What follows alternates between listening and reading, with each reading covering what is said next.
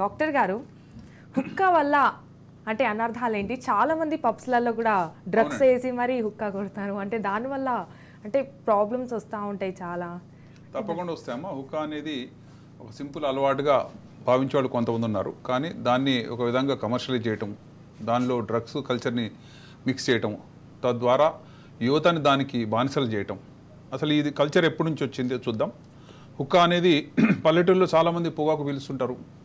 ఇక్కడ చూడండి, ఇది నార్త్ ఇండియా, ఇది రాజస్థాన్లో ఒక వ్యక్తి సొంతగా తనే ఒక హుక్కా తయారు చేసుకుంటాడు, ఒక పరికరం తయారు చేసుకుంటాడు. తర్వాత దాన్ని పీల్చుకుంటూ ఉంటాడు. అదేదో ఆయన బిజినెస్ ఆయన చూసుకుంటుంటాడు, ఆయనకు నచ్చినప్పుడు చేస్తుంటాడు. చాలామందికి ఇంట్లో హుక్కాలు ఉంటాయి. వాటిలో కూడా వెజిటబుల్ ఫ్లేవర్స్ ఉంటాయి. పైనాపిల్ ఫ్లేవర్ అని కానీ, లేకపోతే ఆరెంజ్ ఫ్లేవర్ అని రకరకాలు సొంతగా తయారు చేసుకోవచ్చు. తర్వాత ఏం చేశారు, దీన్ని బిజినెస్ పరంగా రకరకాల ఆకర్షణీయమైనటువంటి హుక్కాలు పరికరాలు తయారు చేశారు. దీన్ని షీషా అంటారు, ఖార్గి అంటారు, పైప్ అంటారు.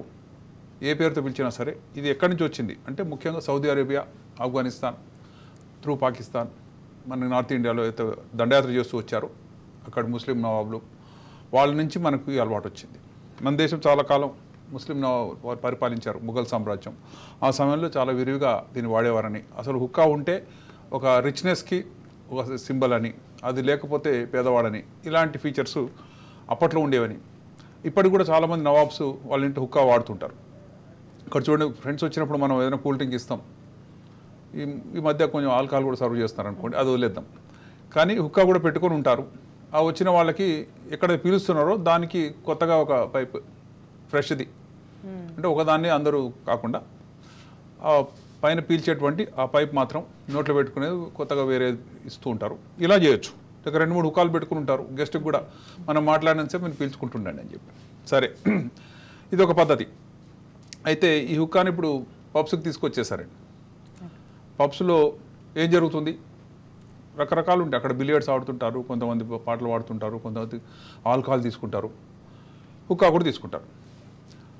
ఎవరైనా సరే హుక్కా అనగానే కొంచెం ఇంట్రెస్టు, లేకపోతే ఒకసారి ట్రై చేద్దాం, ఎక్స్పెరిమెంటేషను, ఫస్ట్ డోసు ఎనిగ్మా అంటారు. అంటే ఏముందో తెలియకపోతే మనం దాన్ని ఒకసారి రుచి చూద్దాం అనిపిస్తుంటుంది. సో అమ్మాయిలైనా అబ్బాయిలైనా దీంట్లో ఏం కష్టం ఉంది, స్మోకింగ్ అబ్బాయిలు మాత్రమే చేస్తారనుకోవడం కూడా కల్లా, అమ్మాయిలు కూడా చేస్తారు.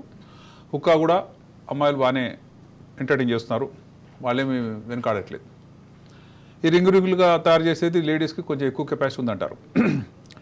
ఈ పబ్స్లో జరిగే వాటిలో మామూలుగా హుక్కా మాత్రమే పెట్టారనుకోండి, కస్టమర్ మళ్ళీ రాడు. ఎందుకంటే ఒకసారి వచ్చినవాడు మళ్ళీ రావాలంటే ఏం చేయాలి, దానికి ఏదైనా సరే ఒక అడిక్టివ్ మెటీరియల్ దాంట్లో కలపాలి. నార్మల్గా హుక్కాలో ఏముంటుంది, మనకు కావాల్సిన ఫ్లేవర్ మనం కొనుక్కోవచ్చు. ఆరెంజ్ ఫ్లేవర్ అంటే హుక్కాలో లేడీస్ అండ్ జెంట్స్ ఇద్దరు తీసుకుంటారు కదా, సో ఆ హుక్కాలో అంటే మత్తు ఎక్కుతుందా వాళ్ళకి? మత్తు ఎక్కే పదార్థాలని అందులో ఉంచుతారు. అది ఇక్కడ కిటికీ ఏంటంటే మామూలు హుక్కాలో ఎటువంటి మత్తు పదార్థం ఉండదు. Only vegetable flavours, fruity flavours మాత్రమే ఉంటాయి. దానివల్ల ఎటువంటి మత్తు ఎక్కదు. అది ఓన్లీ పీల్చుతాము, కొంత రిలాక్సేషన్ లాగా.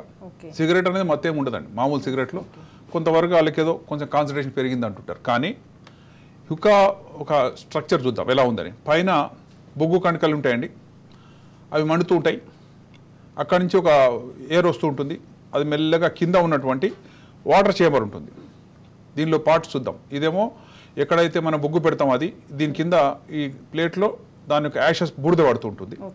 ఆ తర్వాత ఇలా కిందికి వెళ్తుంది. వెళ్ళిన తర్వాత మనం పీల్చినప్పుడు దాని యొక్క ఫ్లేవర్ మెల్లగా కిందికి వచ్చి వాటర్ ఉంటుందండి. ఇక్కడ ఈ వాటర్లోంచి వచ్చి వాటర్ బయటకు వచ్చి ఫిల్టర్ అవుతుంది అనమాట. మనం పీల్చినటువంటి ఆ పొగ వాటర్ ద్వారా వచ్చింది కాబట్టి అక్కడ చల్లబడుతుంది, అక్కడ ప్యూరిఫై అవుతుంది, ఫిల్టర్ అవుతుంది. కాబట్టి మనకి ఎటువంటి టాక్సిక్ మెటీరియల్ రాదని అంటుంటారు. కానీ అందులో ఎంత నిజమని చూద్దాం. ఇవన్నీ కూడా స్పెషల్ హుక్కాస్ అండి, ఎలక్ట్రికల్ హుక్కాస్. వీటికి బొగ్గు అవన్నీ అక్కర్లేదు, ప్లగ్కి పెట్టి కూడా అందులో ఫ్లేవర్స్ వస్తుంటాయి. చూద్దాం. పైన మనం చిన్న సైజు బొగ్గు కనుక పెట్టాం. ఆ తర్వాత మెల్లగా కిందికి ఎవరైతే పీల్చినప్పుడు ఏమవుతుంది, ఆ ఫ్లో వస్తుంది, వచ్చి వాటర్ చేంబర్ ఉంటుంది ఇక్కడ. ఆ వాటర్ చేంబర్ ద్వారా అది కూల్ అయ్యి మన నోట్లోకి వస్తుంటుంది. సో ఇచ్చిన ఫ్లేవర్ పైన ఉంది, కూల్ చేసే చేంబర్ కింద ఉంది. పీల్చినప్పుడు ఆ ఫ్లేవర్ మనకు వస్తుందని మనం అనుకుంటాం. కానీ పైన పెట్టేటప్పుడు ఏం జరుగుతుందో చూద్దాం. సడన్గా దాంట్లో కనుక అడిక్టివ్ మెటీరియల్, ఉదాహరణకు ఒక హెరాయిన్ కానీ, ఒక మార్ఫిన్ కానీ, టెట్రాహైడ్రోకాన్నబినాల్ కానీ, ఎంఫిటమిన్ కానీ, మిథాంఫిటమిన్ కానీ, ఇవన్నీ ఏదైనా ఒకటి పెట్టారనుకుందాం. పైన చేంబర్లో ఒక పార్టీ జరుగుతున్న క్రమం లోపల అందరు మామూలుగా హుక్కా అంటే ఏంటి, రేట్ జరుగుతున్నాయి, జరిగినప్పుడు ఏం దొరకాలి అంటే ఫ్రూటీ ఫ్లేవర్ ఉన్నటువంటి ఒక ఆరెంజ్ మొక్కనో పైనాపిల్ ఫ్లేవర్ ఉన్నటువంటి ఒక చిన్న కాన్సన్ట్రేట్ దొరకాలి. కానీ అక్కడ వేరే వేరే దొరుకుతున్నాయి.